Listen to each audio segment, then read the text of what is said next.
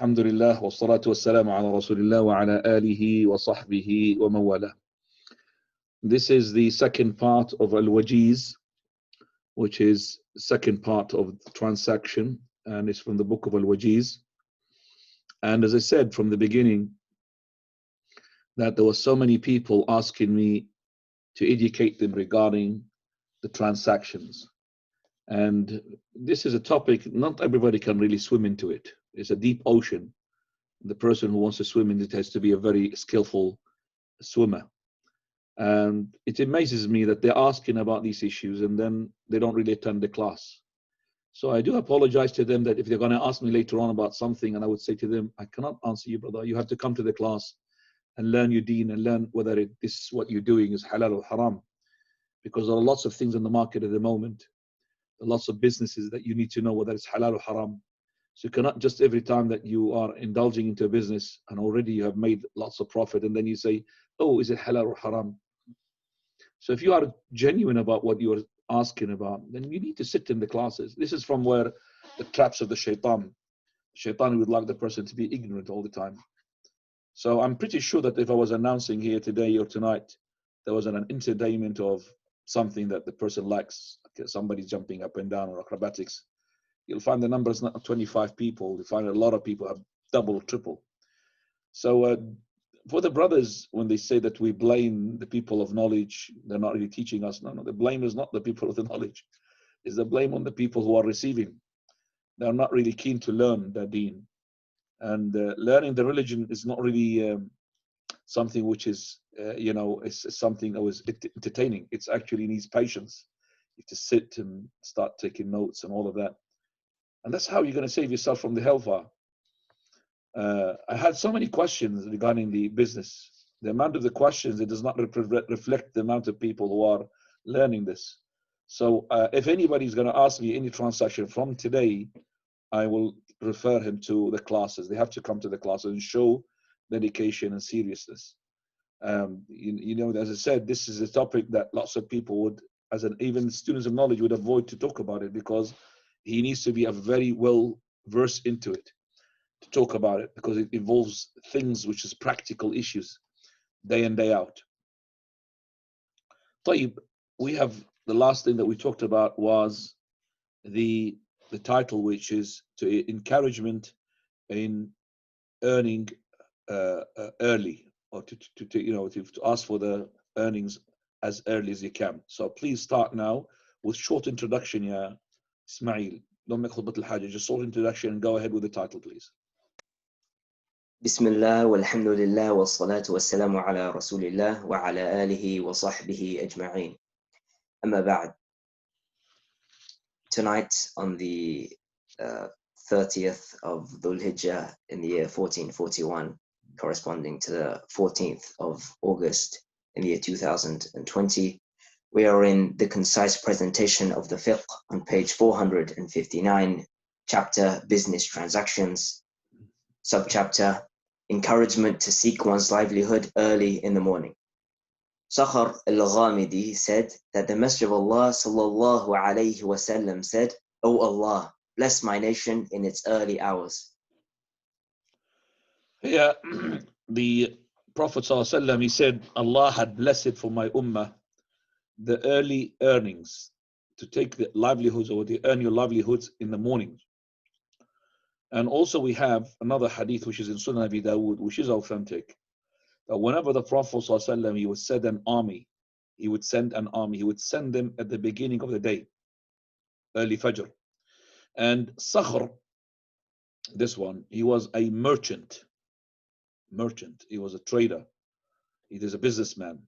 So he would start his business as early as possible in the morning, and that's why he became rich.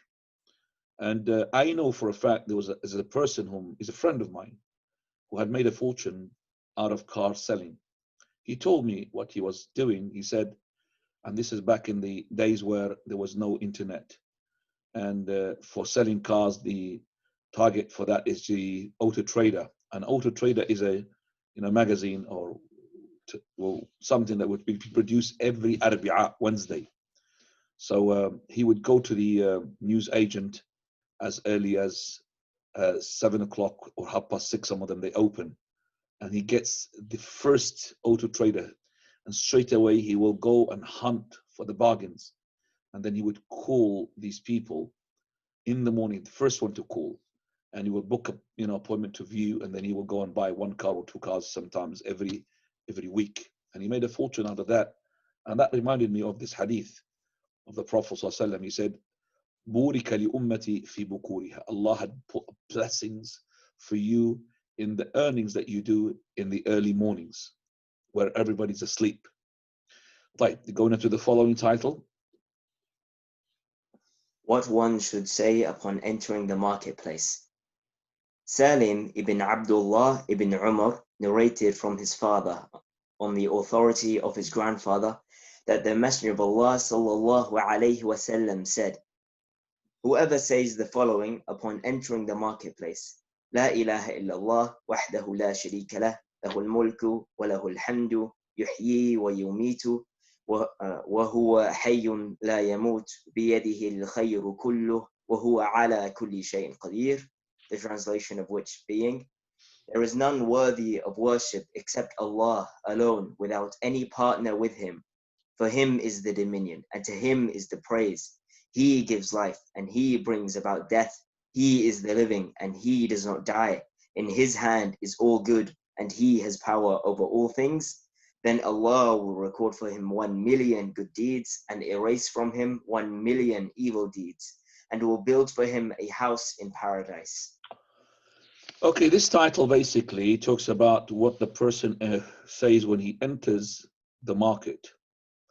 And this hadith, which is hadith of the Prophet had said, from the authority of Abdullah ibn Umar, is actually a hadith which is in question regarding its authenticity. For example, we find Sheikh ibn Uthaymeen, Sheikh ibn Baz, they don't make it authentic. But the scholar of hadith of Sheikh al-Albani, he says that this hadith is authentic. And he brings the authenticity of it and he discusses it in his books. And this hadith is great because it gives you a lot of hasanat. First of all, this is the market. The market people, they don't really remember Allah. Market, remember how, the market is the worst of places in the sight of Allah. This is to remind us is that when you remember Allah Azza wa Jal in places where people are oblivious from remembering of Allah, you'll get a great reward. That is why we'll find the Prophet ﷺ, for example, he fasts the most between Rajab and Ramadan. That is the month of Sha'ban, because people are oblivious. They're not really into the mood of remembrance of Allah and making ibadah. So this is at-ta'abbud, worshipping Allah, remembering Allah in the times or the places where people, they don't do so. And that's a great principle, we have to learn it.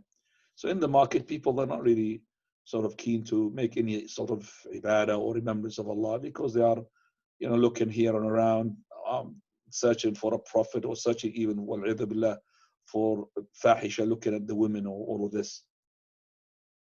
So that's why it's very mighty rewardable when you remember Allah Azza wa Jalla. Here this hadith which says that the Prophet ﷺ, he said that if a person when he enters the market says the following, La ilaha illallah wahdahu la sharika lah, lahul mulku wa lahul hamd. Now lahul mulku wa lahul hamd, up to here, that's a dua, you say it even after Maghrib and after Fajr. This is a dua which is common, everybody knows it. La ilaha illallah wahdahu la sharika lah, lahul mulku wa lahul hamd. Yuhyi wa yumit, again, you know that as well. Now yuhyi wa yumit, up to here, yes, but wa huwa hayyun la yamut, that's a specialty for the market. Yuhyi wa yumit, gives life and death. Wa huwa hayyun la yamut, and he's alive, does not die. Then biyadihi al-khayru, and there's a narration, kullu, in his hand, all of the good. Biyadihi al-khayru kullu. Now, if you, wa huwa ala kulli shay'in qadir, and he is capable of doing everything.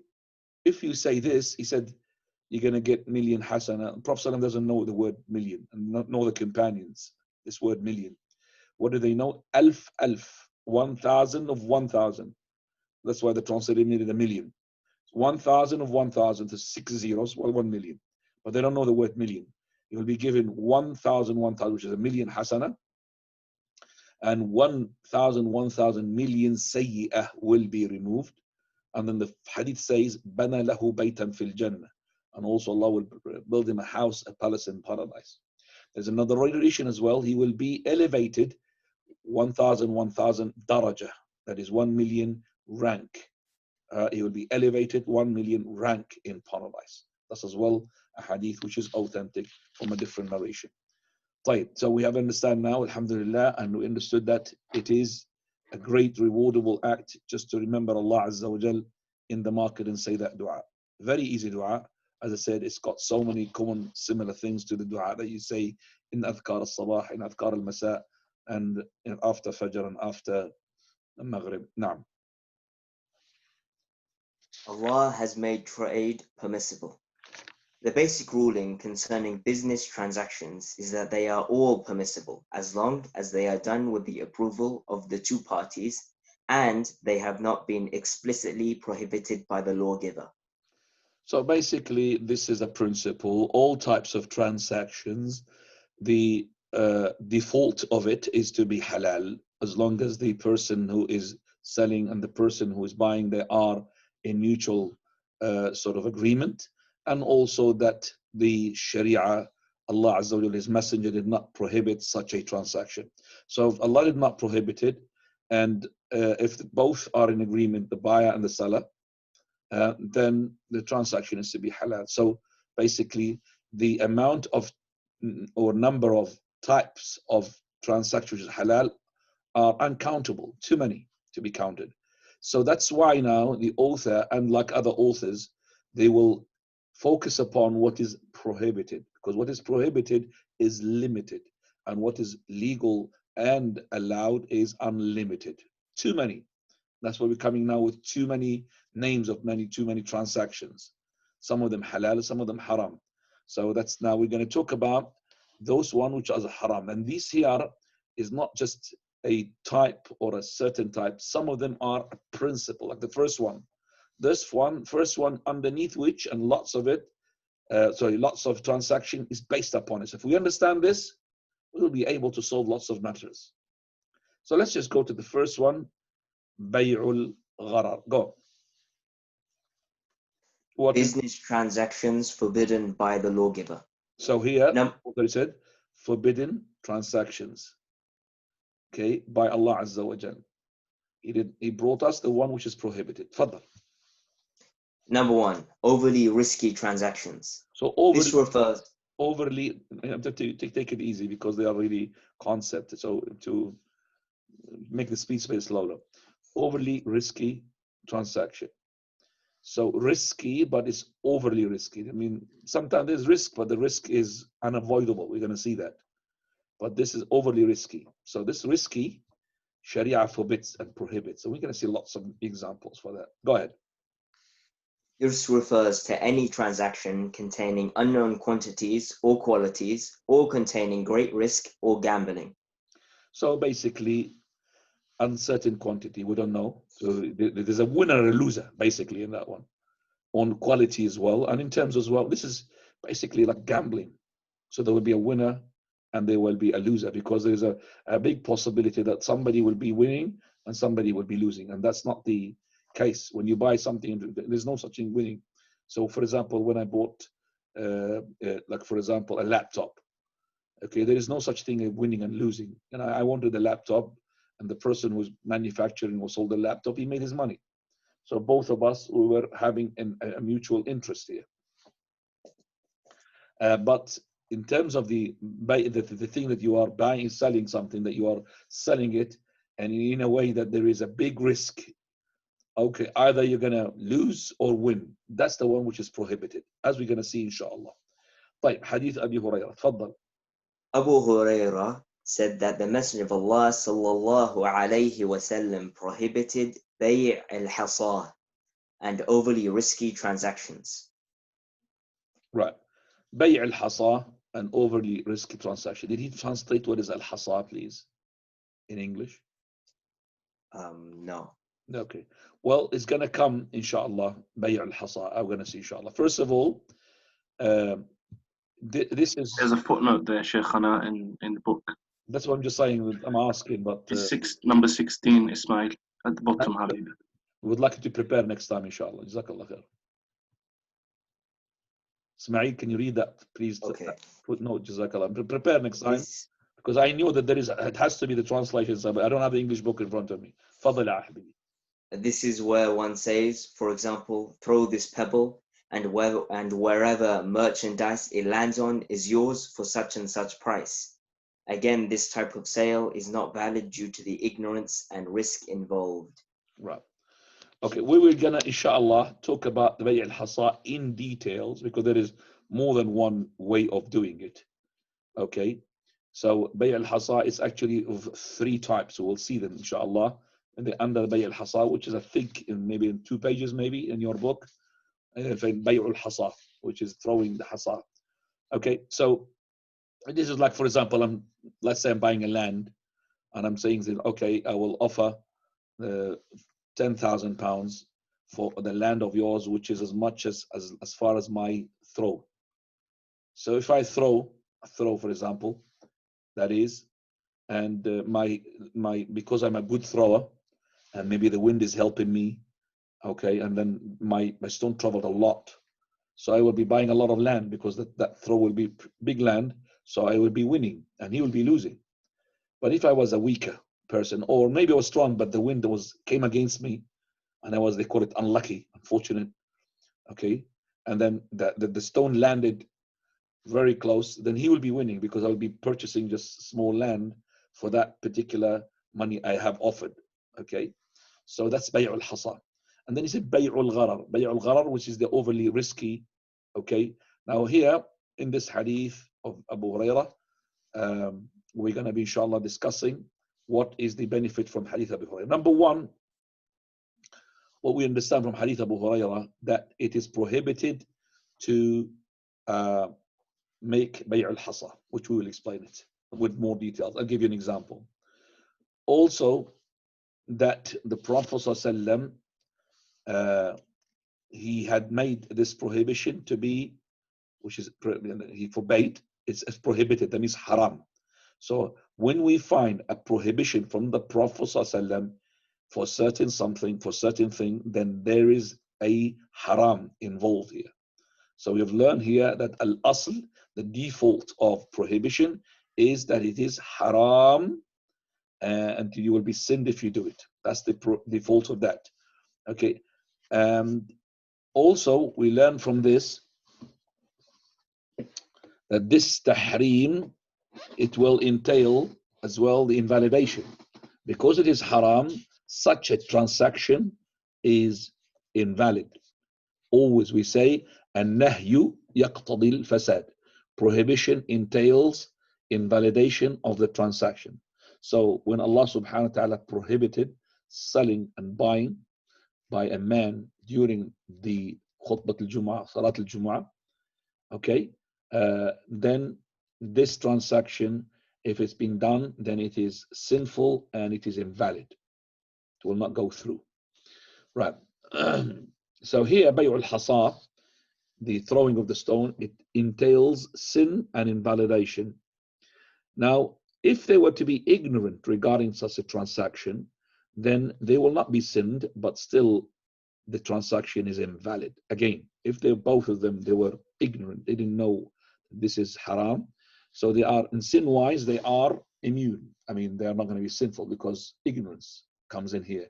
But the transaction still is invalid. Also, we learn from Hadith Abi Hurairah the prohibition of gharar, the overly risky transactions.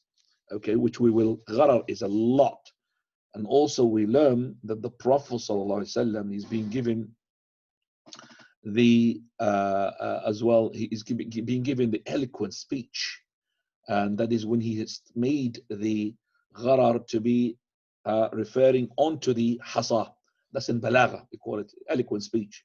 And here the Prophet ﷺ as well is being given the few words, which means a lot, which we call it jawami'ul kalim. He's just a sentence here from the Prophet of Allah had encompassed lots of transactions. Bay'ul gharar. Bay'ul gharar, as we're going to see, lots of examples underneath Bay'ul gharar.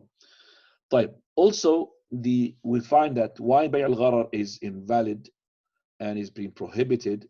This is because the Sharia, Shar'ullah Azza wa Jal, is keen to block anything that will bring enmity between the buyer and the seller, to bring enmity into the society. Why? What is the enmity here? Is that because bay'ul gharar, it will make the person either a winner or a loser. So if he's a winner, it will encourage him to win more, and that's we call it greed. Okay, and if he's a loser, it will make him in despair from the decree of Allah subhanahu wa ta'ala, from qadarillah azza wa jal. Because he'll be saying, why am I a loser? Am I a loser? So he will start hating the decree of Allah azza wa jal, which will entail later on he will make a major sin, and that maybe comes out of the fold of Islam. Because he would say, why am I I'm unlucky all the time? That's why the winner and the loser like this in transaction is prohibited in Islam.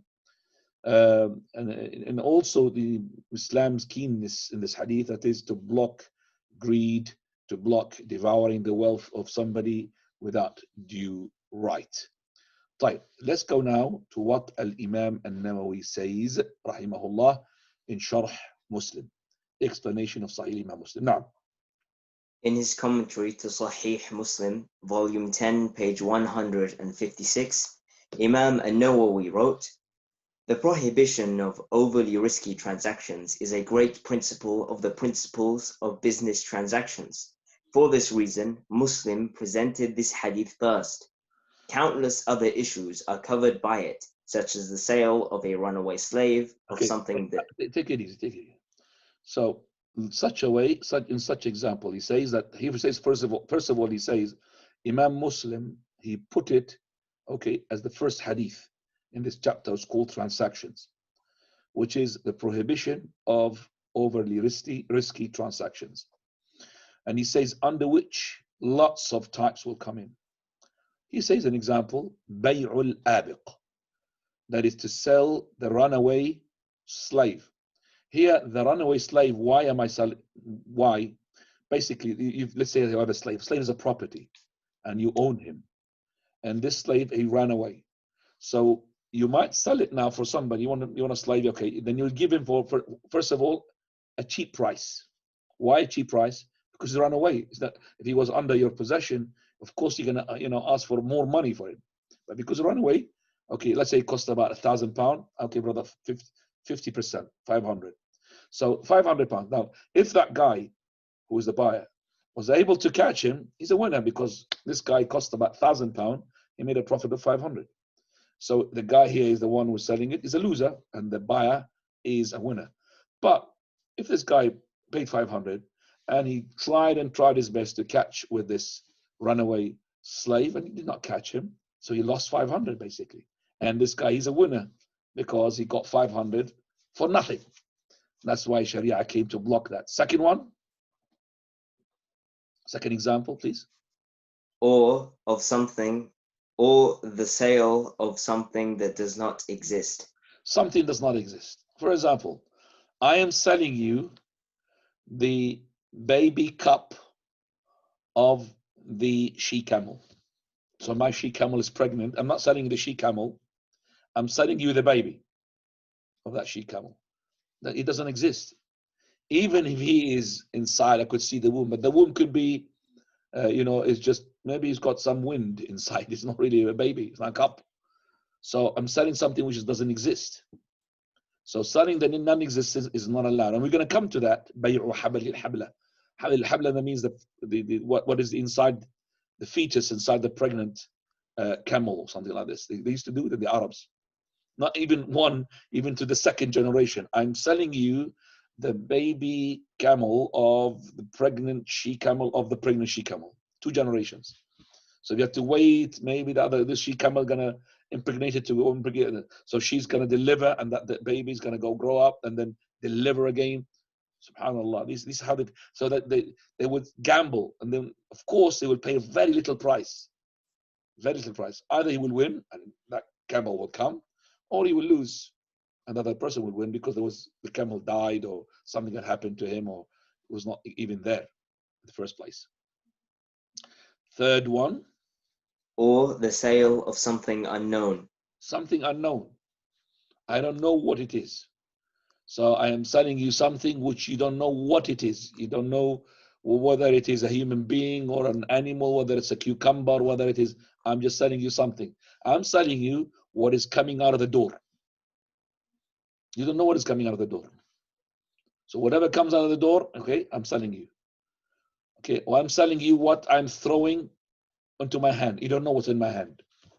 So you say, okay, I'll pay £50. I could be throwing a camera, which is worth £200. I could be throwing a stone, which is worth nothing. After that, now. Or the sale of something that one cannot deliver. You cannot deliver because it's impossible. So something you cannot deliver, right? So that is, you're selling something that I'm selling you the tomatoes of, for example, that is of the country, which is my enemies, and I can't go inside. I can't go it. Something I'm not able to hand it over because it's not in my possession.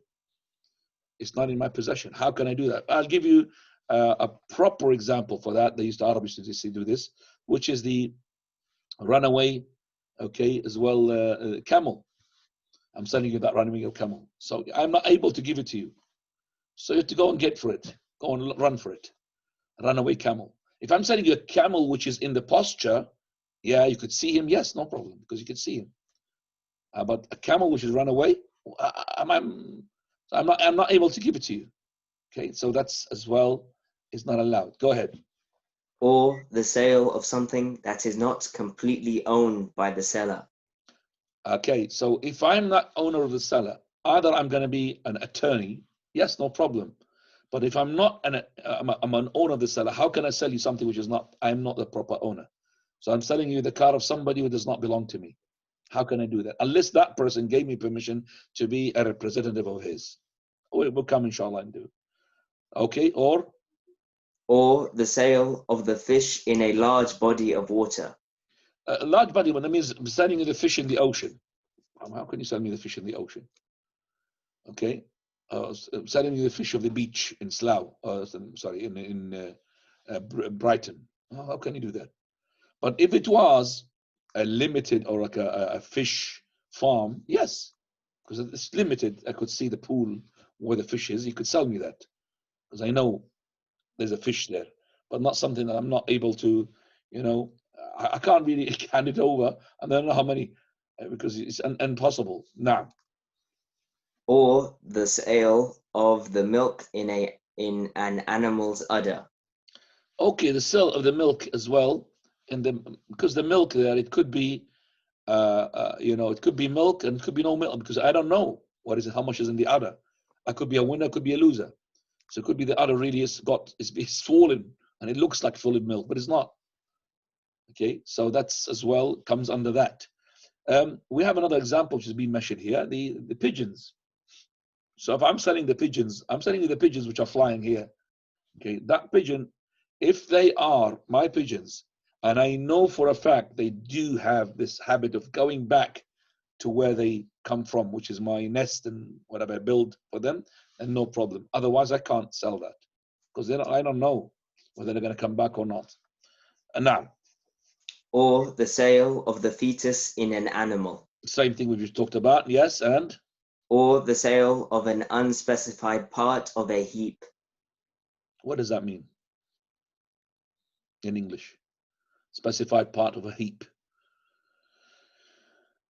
So, okay, anybody can help us with this? A stack of things. Specified part of a heap. I don't understand that. No? Okay, well, let me just explain the Arabic bit. I don't know the English here. Let me give more example on this, inshallah, when it comes to you. Let me this, but I want to understand the word of heap. Maybe it represents the right word for this one. Go ahead. Or the sale of a piece of clothing among garments. So I'm just selling you a garment which has not been specified. A garment amongst these garments. You're not specifying it. Okay, another one. Or the sale of a sheep among sheep, and so on. So I'm selling you a sheep amongst these sheep. It could be fat, it could be big, it could be small, it could be ill. Same thing with the garment. It could be a garment which is expensive material. I'm just telling you like this without specification. Now, All of these sales are void, as they all constitute a great deal of risk and uncertainty without any called for need. Right. I'll give you an example of as well, which are practical examples that is happening. Selling of the debt. This is happening. Companies, they do that. Let's say that you are in debt to a specific company. They are asking you for money. Okay. Because they're giving up on you, what do? They sell your debt to another company. So the other company start asking you. And they start negotiating. And what they did, this company who had sold the debt, let's say the debt is 1,000. They will sell this debt to another company, maybe for £100. So this company, the new one, is going to ask you, whatever they make above the £100, they are a winner. They're not going to tell you how much they took from that original company whom you are in debt to. Selling that debt is haram, because there's a winner, there's a loser. Yeah, okay, so that is to sell the debt to somebody else, to get the debt from me. Okay, but selling the debt onto the person himself, yeah, no problem. So let's say this company, they have given me, for example, 1,000 kilograms of, let's say, wheat, okay, as a loan, right? And I need to send it back 1,000 kilograms, not for money. So, and I said to, okay, well, I don't want to send it back 1,000 kilos. This happens between people, not between a person and a company. I'm just giving you an example. So they want 1,000 kilograms of, they've loaned it to me, a loan. They did not sell it to me as a loan. Okay, so I needed to bring it, take it back to them 1,000 kilograms. And then I said, okay, I want to purchase it. I want to purchase it, no problem. As long as this purchase is with the same money, with the same sort of price of this quantity in the market. So if that company sold it to me extra, then that's riba, because they're making money onto that. No, haram. But if they sold it just like with the price of the market, no problem, inshallah, that's halal.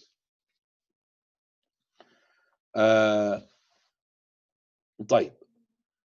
Go ahead. If, due to some need, people have to venture into risk-bearing transactions, which cannot be avoided except with difficulty, and if the amount of risk is minuscule, then the transaction is permissible. Go on.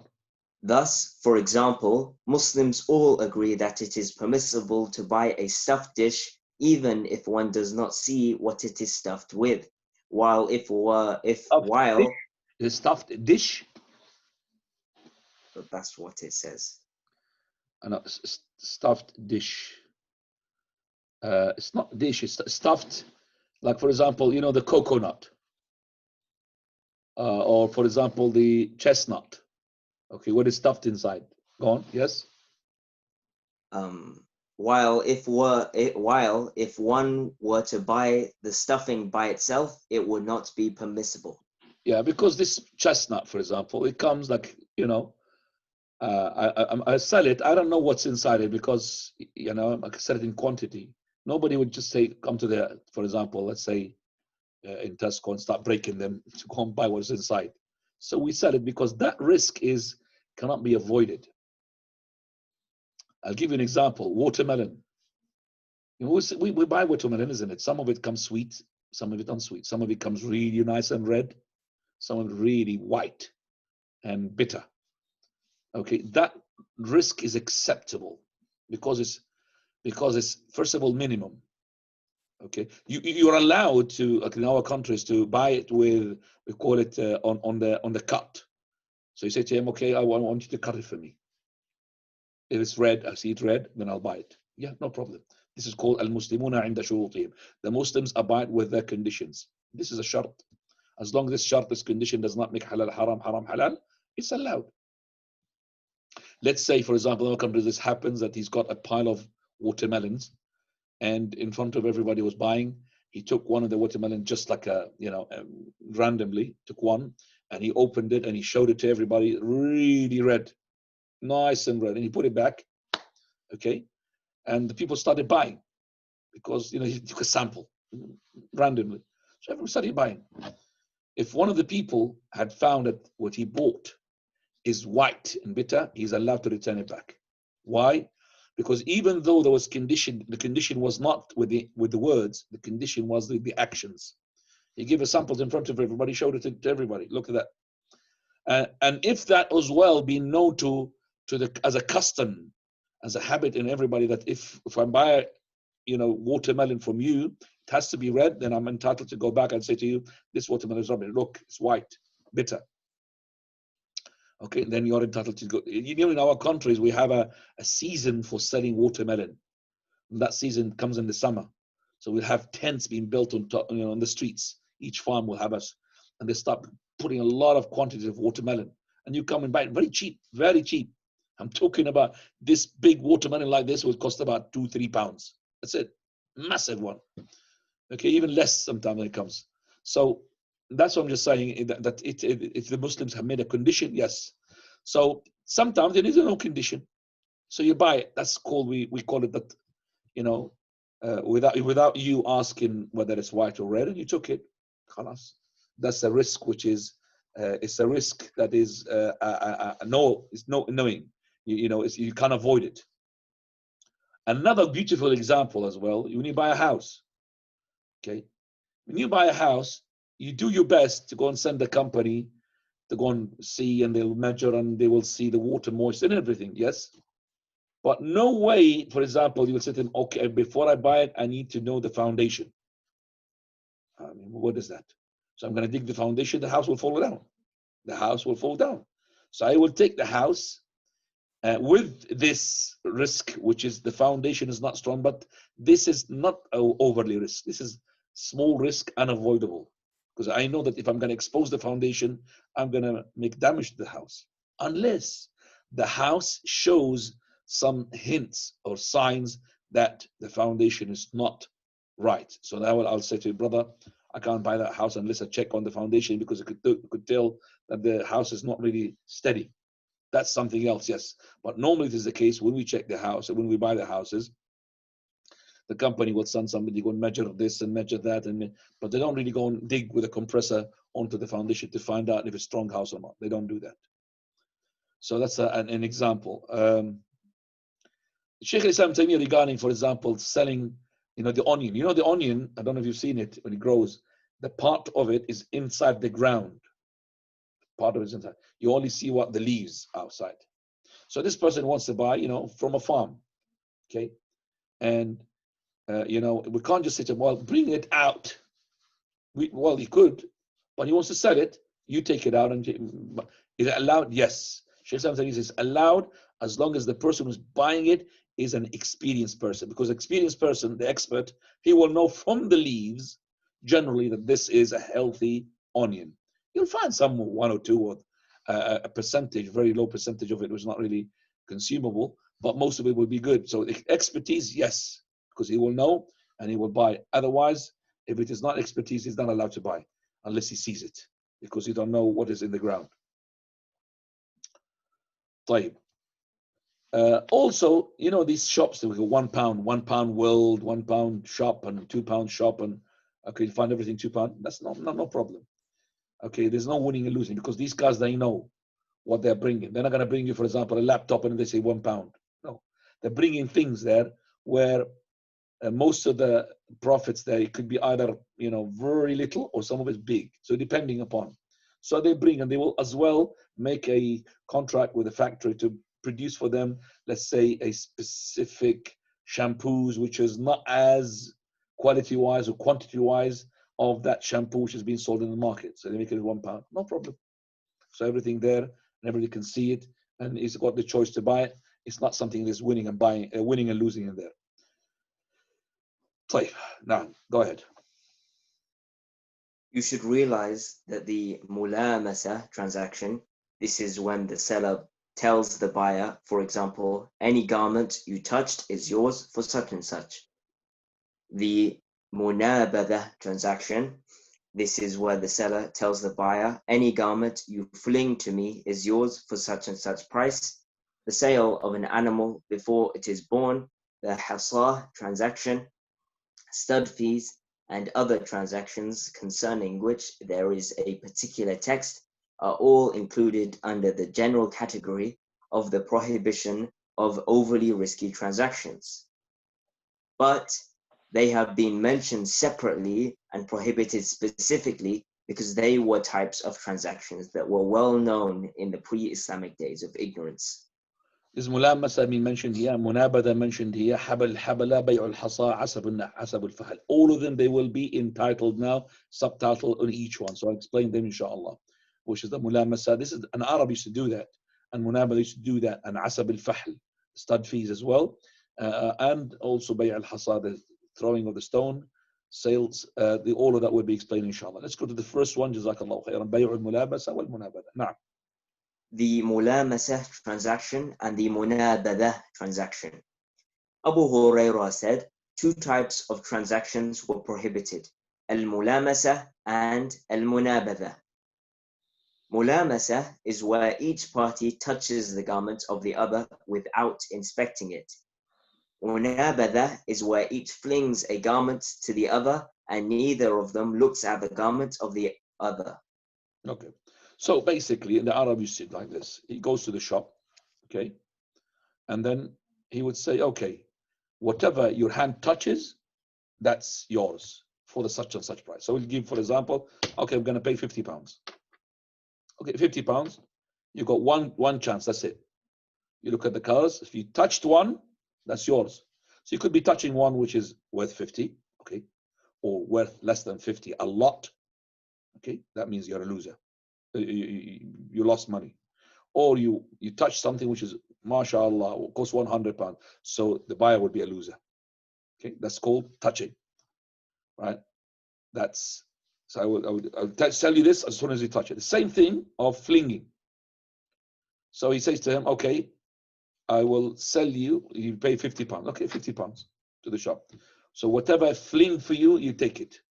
So I would close my eyes or something and then I'll fling one for him. Either will fling something which is very worthy something, then I'll be a loser as a buyer, or something which is worth nothing, and he will be the winner, or and I'll be the loser. Sorry, worth nothing, and he'll be the winner, the loser, and I will be the winner, the buyer, or it will be the just about the same price, and then there will be justice. So that's as well gambling. It's just like gambling. All of that is haram because there is overly risk. There's a winner and there is a loser. Now, Abu Sa'id al-Khudri. Abu Sa'id al-Khudri said, the Messenger of Allah sallallahu alayhi wasallam forbade us two types of transactions and two types of garments. He forbade al-mulamasa and al-munabadha transactions. Mulamasa is for one man to touch another's garment during the night or the day and not to inspect it beyond that. Munabadha is for one man to fling a garment to the other and vice versa. That will be the end of the transaction without inspection or approval. Right. Here we gave us another type of mulamasa. That is maybe during the night, you're touching it, you don't know. It doesn't look, it could be touching plastic. That means during the night there is no light. Okay. And he's not allowed to turn it over, just khalas from the top. Maybe the bottom of it is different, the other side of it. Al-munaba, the same thing which we have mentioned, and this is without looking and without being pleased of what we're buying and selling. No, that's not allowed in haram. Now he said he forbade us the profit of two as transaction, and then he said what? Two, what did he said? Two what? Two types of what? Clothing. Garments, two types of garments. Actually, it's not garments, it's just two ways of dressing up. Two ways of lubsatain. Two ways of putting the dress up. First one, which has been mentioned, lubsu samma. That is to put, or you could do garments actually, to put a garment in a way that you put on one side of yours and the other side is not really showing. Okay, so this is called the way of dressing up. This is called the garment samma. So it's like it's like something you put in one shoulder. This is not in the Hajj or Umrah. It's not in the Hajj or Umrah. So you put on one shoulder in one way, and the other one does not. It is showing. Okay, that's called a samma. So he puts his garment in one of his shoulders, and he does not put it in the second one.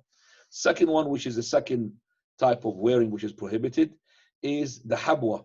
If you have one garment and you don't have the sirwal underneath to cover, and basically you are sitting in a way that would be, you know, exposing your aura. Okay, so you're sitting in a way, pulling up your two legs in a way that your aura can be shown.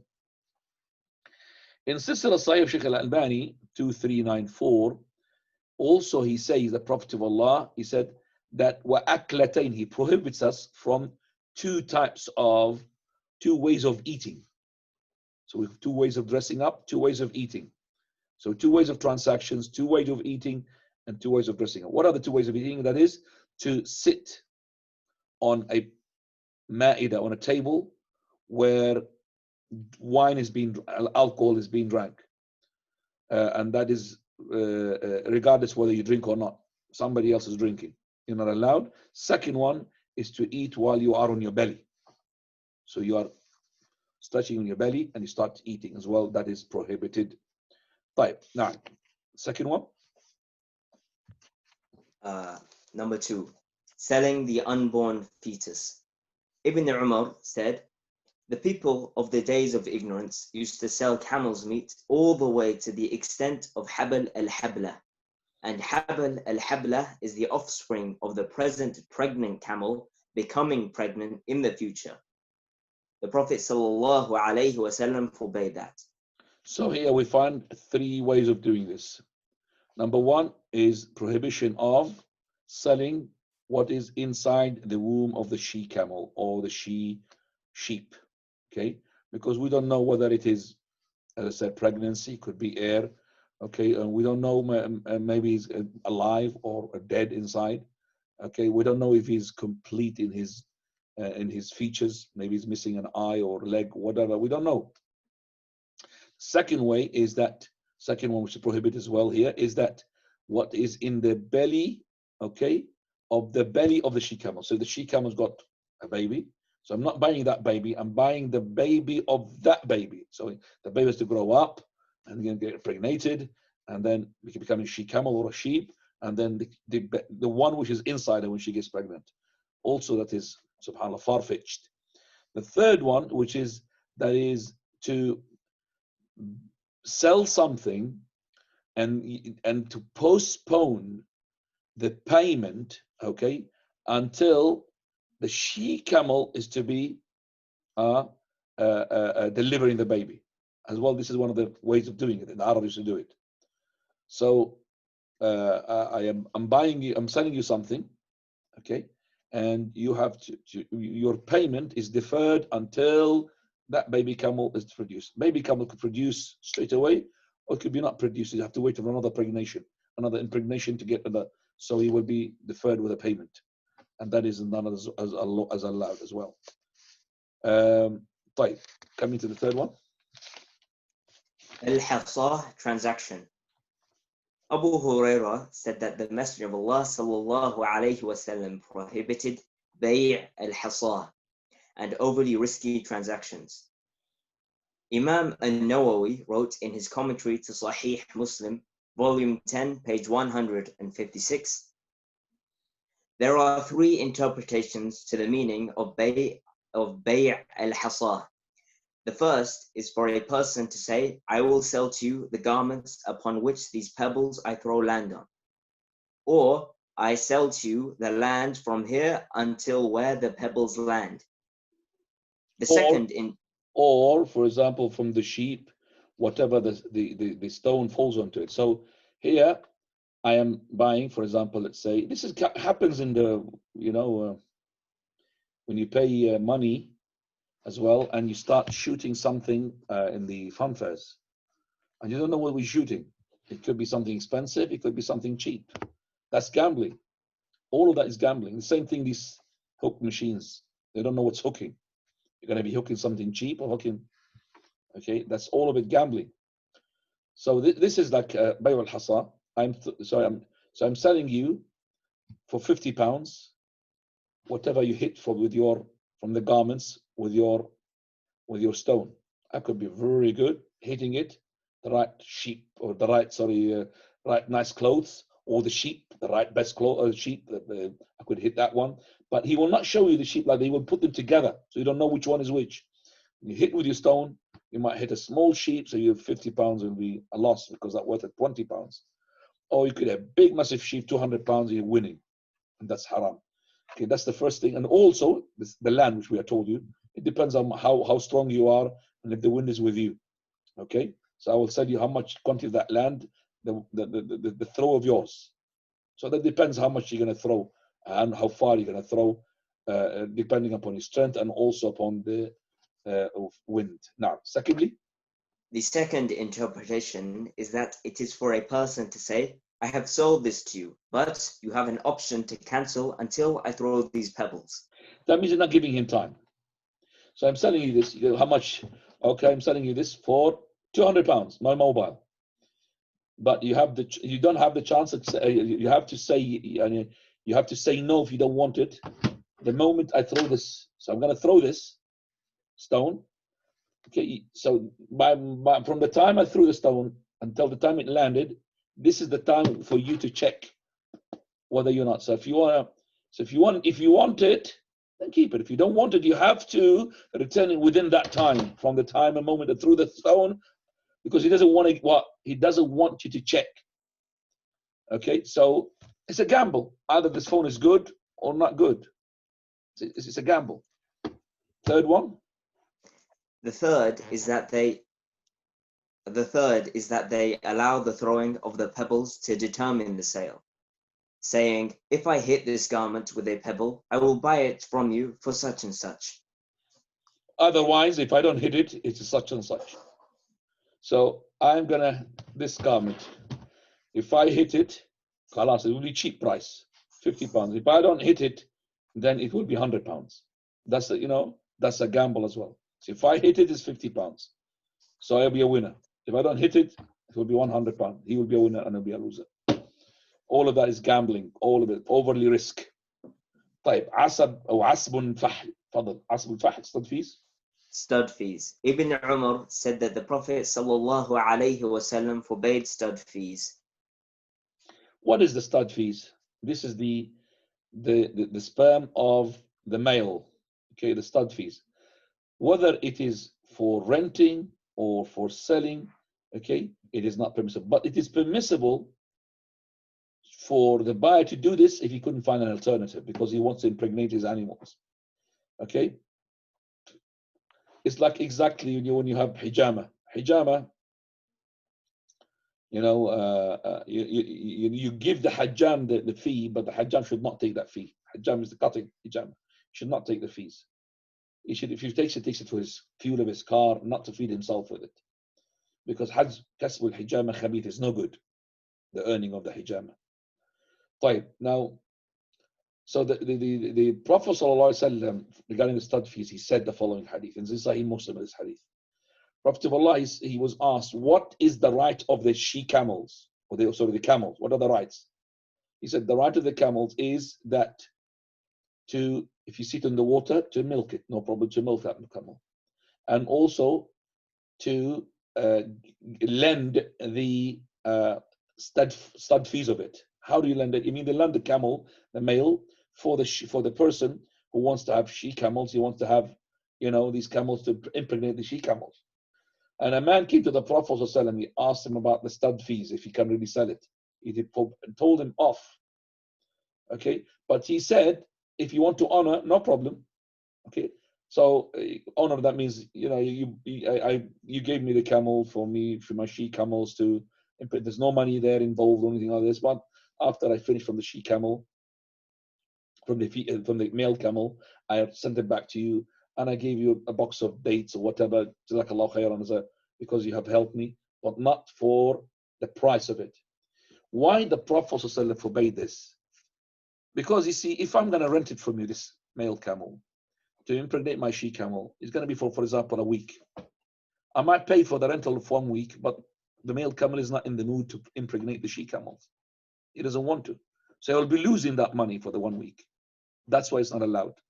And he could be as well doing the male sort of female intercourse and all of this sexual act, but there is nothing had happened, no impregnation. That's why there is gharar, overly risk. Wallahu ta'ala a'lam. طيب. Now we'll stop here, inshallah. Following title is second one, second prohibited sale, which is Number 2, selling what one does not possess. okay. So number 1 was the gharar. Look at how many we have gharar, overly risk. Lots of examples. Secondly, which is to sell something which you don't really possess, which is not under your ownership or under your control, as we're going to see, inshallah. We'll stop here and we'll leave 5 minutes to the questions, inshallah. Jazakumullah khair. Barakallahu feekum, Shaykhana. If you have a question, you can raise your hands. Priority will be for the area of Aylesbury, inshallah. So brothers and sisters, raise your hands. And sisters, if you want to write your question, the chat is available for you. Ubaid, go ahead, brother. I'm unmuting you. Can you hear me? Can you hear me? Yes. Okay. What about the the child? The government gave money and they put it into the shares and child trust. What do we do? That comes down to not allowed to have it. So what do we do with that money? It's halal money. It belongs to the baby. Belongs to the child when he grows up. They put it in the shares. I've got some letter today saying this is how much shares you got and all that. Halal, because the shares, I'm sure that you have given the option before to choose which company you want to have your money to be involved in. Like mine, I've got children as well, 2 of them, and maybe 1 of them, because it was the children who were 2002, I remember. Yeah, that's right. Yes. And I chose in the Islamic, because there's Islamic, which is they don't really invest in alcohol or anything like this.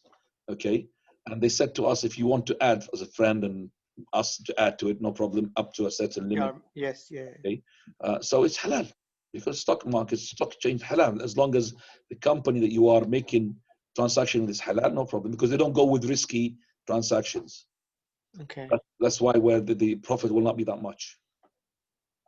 Exactly. Jazaka habibi. Come forward, please, Aylesbury. Faisal, I'm going to unmute you. No. Right. Sheikh, you talked about the prohibited ways of eating. And in the books of fiqh, I've read where there is one way we should not sit reclining. But in those big books, it says the scholars differ as to what reclining means. Can you talk about that? What does it mean that we should not eat in a reclining manner? Like this.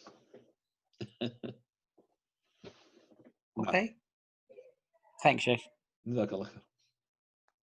Shaykhana, I was actually wanting to ask you this same question. So by the way, like this or like that, reclining. You're basically reclining. You're putting your hands on the floor, okay, that way or that way. There's lots of ways of doing it, but no. Barakallahu feek, Sheikh. That answers my question. Please go ahead, Khubayb. Sorry. Assalamu alaikum, Sheikh. My question is regarding manufacturing. For example, if I order some windows or something that hasn't been made yet, and the manufacturer asks me for a 5% deposit or 10% deposit, is that permissible? Because I haven't. Halal, 100%. This is deposit, and this is deposit basically to make sure that you're going to buy it because they're going to manufacture it, and it's halal. Okay, that's we call it in Arabic arabon. Okay, this arabon. Now, because they're going to manufacture it for you, that means they're going to be a loss. But say that you did not want it later on.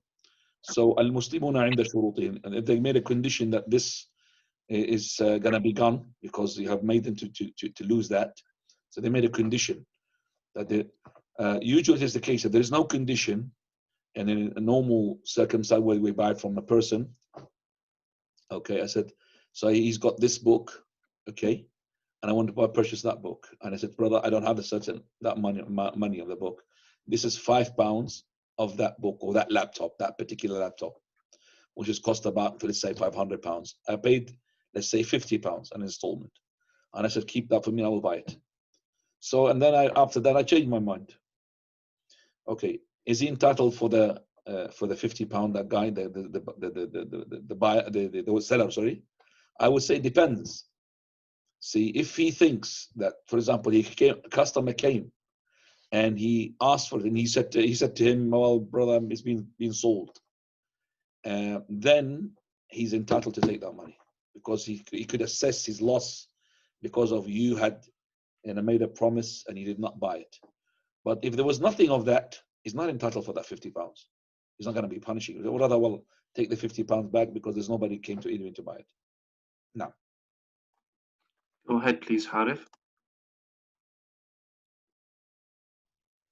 Assalamu Sheikh. My question was, if you are walking, can you eat while you're walking? And also, can you talk while you're eating? So can you eat while you're walking and drink while you're walking? Is there a difference between this? And can you also talk while you're eating in a gathering? Because some cultures, they find that not nice. Okay. So talking while you're eating, it depends upon, if it is needed. But it's nothing to do with prohibition or not prohibition. I mean, you've got your mouth food and you're talking, maybe you spill the food, but there's no prohibition in the sense of, but it depends upon. So for example, if you had some food and it's in your mouth and you just about all of it, but you needed to answer something, there's no problem. But as for eating standing up, eating standing up is prohibited, not to say more prohibited than drinking standing up, because of Anas radiallahu anhu. As for eating while you're walking, that's because of the companions.